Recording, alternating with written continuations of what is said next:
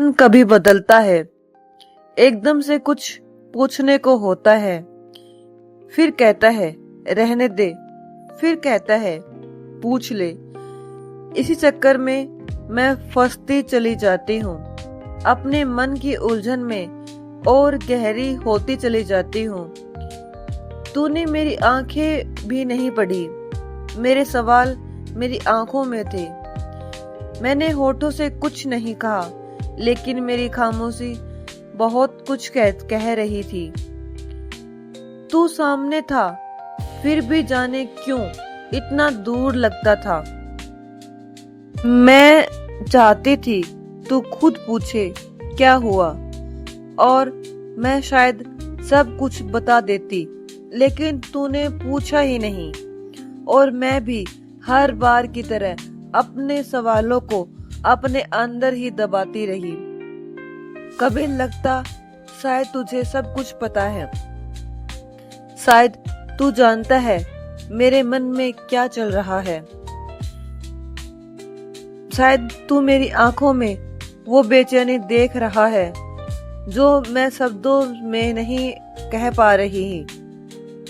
लेकिन फिर तेरी खामोशी ने मेरी सारी उम्मीदें धीरे धीरे तोड़ दी। मैं सोचती रही, क्या सच में इतना मुश्किल था मुझे समझना?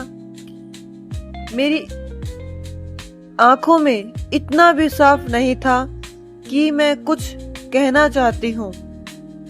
मैं तो बस एक बार सुनना चाहती थी। बोलो, क्या बात है? इतना सा सवाल शायद मेरे दिल का सारा बोझ हल्का कर देता, लेकिन तू चुप रहा और मैं भी चुप रही। दोनों के बीच बहुत कुछ था कहने को, लेकिन अजीब बात ये थी कि दोनों के पास शब्द नहीं थे। मैंने कई बार तुझसे कुछ पूछने की कोशिश की, फिर डर गई, कहीं मेरे सवाल तुझे परेशान ना कर दे, कहीं तू ये ना सोच ले कि मैं बहुत कुछ चाहती हूँ। वही मेरी बात हमारे बीच की थोड़ी सी बीच हुई दूरी को और बड़ा ना कर दे। इसलिए हर बार मैंने अपने ही सवालों से कहा रहने दे, और वो सवाल मेरे अंदर ही रह गए। फिर रात को वही सवाल जागता था।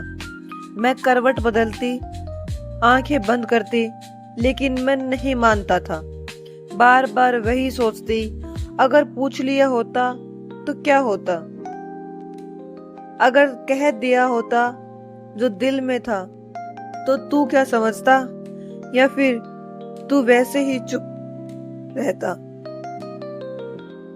शायद इसी डर ने मुझे सबसे ज्यादा थकाया है, तेरे जवाब से ज्यादा तेरी खामोशी ने। क्योंकि चाहे जवाब कितना भी कड़वा क्यों न हो, कम से कम दिल को ये पता तो चलता है कि सच क्या है। लेकिन अधूरे सवाल, वो तो इंसान को अंदर से खाते रहते हैं। कभी कभी लगता है तूने मुझे खोया नहीं, तूने बस मुझे समझने की कोशिश नहीं की। मैं कोई मुश्किल किताब नहीं थी, बस कुछ पन्ने धीरे से पढ़ने थे। मेरी आंखों में जो लिखा था उसे समझने के लिए बस थोड़ा सा ठहरना था। मेरी आवाज में जो रुकावट थी उसे महसूस करने के लिए बस थोड़ा सा ध्यान देना था। मेरी मुस्कुराहट जो हर बार अधूरी रह जाती थी, उसे देखकर बस एक बार पूछना था, तू सच में ठीक है? लेकिन तूने मेरी हंसी देखी, मेरी खामोशी नहीं। तूने मेरे शब्द सुने, उनके पीछे छुपा दर्द नहीं। तूने मुझे देखा, लेकिन शायद मुझे महसूस नहीं किया, और मैं हर बार तेरे सामने खुद को थोड़ा और छुपाते चली गई। क्योंकि जब सामने वाला हमारी खामोशी नहीं पढ़ना चाहता, तो एक वक्त के बाद बोलने का मन भी नहीं करता। फिर इंसान अपने ही मन का साथी बन जाता है। खुद सवाल करता है, खुद जवाब ढूंढता है, खुद रोता है और फिर खुद ही खुद को समझने लगता है। छोड़, सब ठीक है। लेकिन सब ठीक कहाँ था? कुछ भी तो ठीक नहीं था। बस मैंने ठीक होने का नाटक करना सीख लिया था। तुझे शायद लगता है मैं बदल गई हूं। हाँ, शायद मैं बदल गई हूं। पहले मैं हर बात पूछ लिया करती थी। अब सोचती हूँ जिसे मेरी आंखें देखकर सवाल समझ नहीं आया, उसे सब शब्दों में समझ आकर क्या हासिल होगा।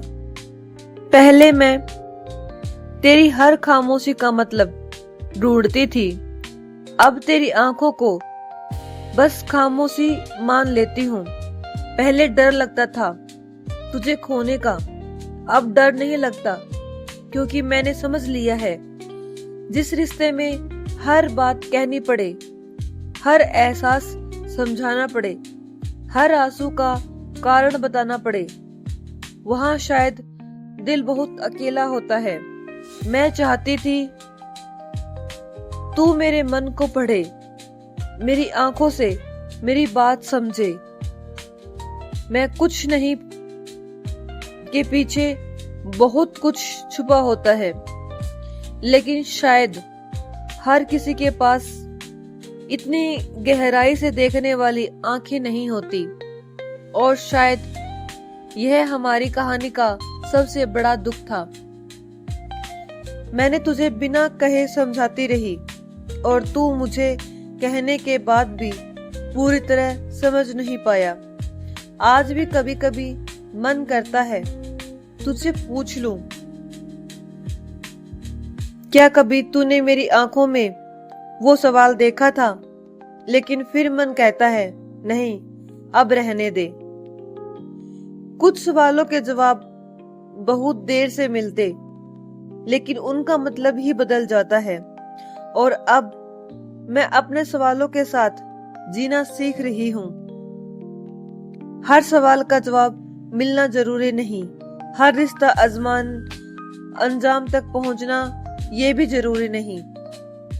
कुछ लोग हमें अधूरी कहानी की तरह मिलते हैं और फिर उसी अधूरेपन में एक पूरी सीख छोड़ जाते हैं।